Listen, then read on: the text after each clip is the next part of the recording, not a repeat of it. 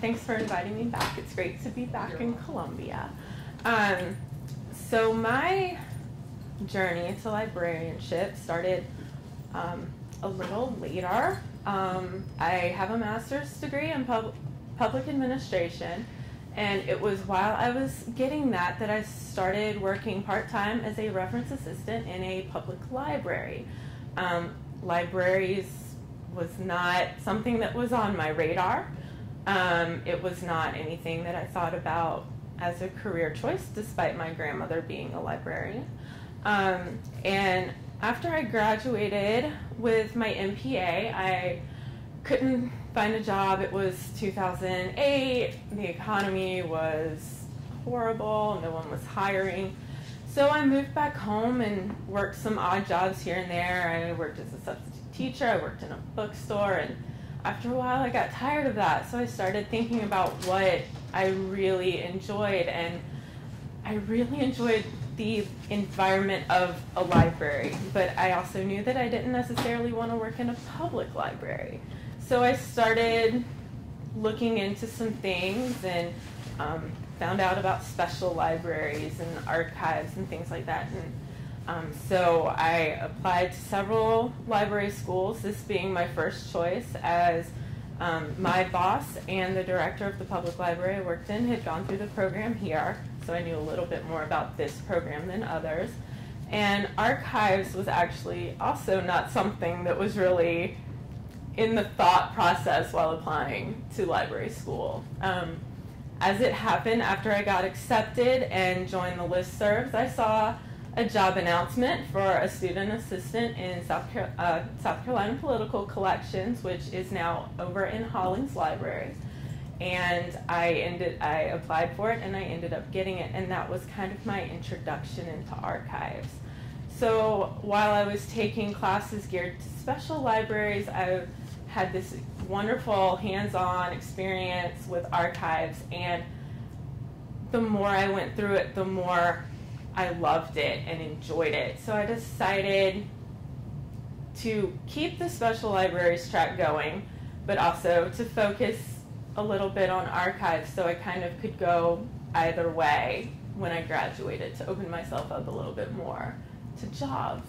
I graduated in May 2011, and thankfully Herb, the director at SCPC, let me stay on until I found a full-time job. That was one of the best things that ever happened because it took me quite a while. So I had that going. I took on a part-time position at the South Caroliniana, so I was working in 2 academic archives while applying for positions. I was applying for librarian positions and archive positions. I would have the occasional interview. I would hear a lot of no's. It started to become very discouraging. And finally, back in March of this year, I saw a position opening for an archivist for the city of Savannah. Now, Savannah is my hometown, and I never thought I would be moving back there. So I really had kind of an internal debate with myself. I almost didn't apply for it because I did not want to be back home. But I did at the last minute. And it was one of the quickest application processes I've been through because she was in desperate need to hire someone. And so I had 2 phone interviews, and I was hired after that. And I started back in June. And basically, if you are patient, even though it's hard, if you are patient and you just take your time and you apply to various positions, the right position will come along. Hopefully not as long as it took for me, but you just have to be patient. And thankfully I was, and I started back in June. I love my position. It's a very small department. There's the director and then there's me. So there's 2 of us. And so right now I'm working on quite a bit of a backlog. I'm helping her with records management stuff. I helped revise our hurricane plan, which I had never thought I would do. And one thing I love about my job is being able to work with the public.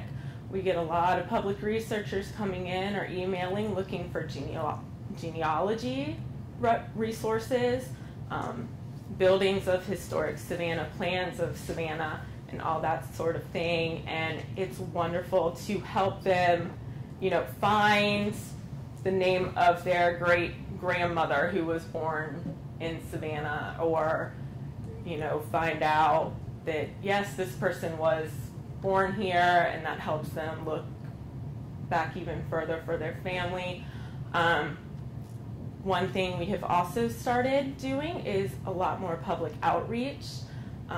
We do tours of City Hall every month. That's where our department is located. We have installed exhibits in Council Chamber, which I had done at SCPC, so I kind of had some background in exhibits and that sort of thing. And it's a really great experience. And so while you are job searching, yes, it's going to be hard. And yes, it might take a while, but just be patient. And I won't say apply for anything and everything, but if there's a job description and maybe you don't like the location, or maybe it's the location and you don't know quite, you're not quite sure about the job description, apply for it anyway. You never know what could happen. It could end up being your dream job, which happened to me. So, yeah, that's kind of it. That's how I ended up where I was. That's what I do. It's kind of quick, but but yeah. And you love it. I do. I love it. I love it. Getting the assistantship at SCPC was wonderful, and it made me move to Columbia. I initially was going to do the online degree, but I got to move here. It got me involved in so many organizations. I could be very involved in LISA, Archival Students Guild, which is great. I was active in SCAA, SCSLA. I got the opportunity to go to an ALA and an SLA conference, and that just really, it's great for networking. It kind of opens you up to other facets of librarianship, some of which I had no idea existed.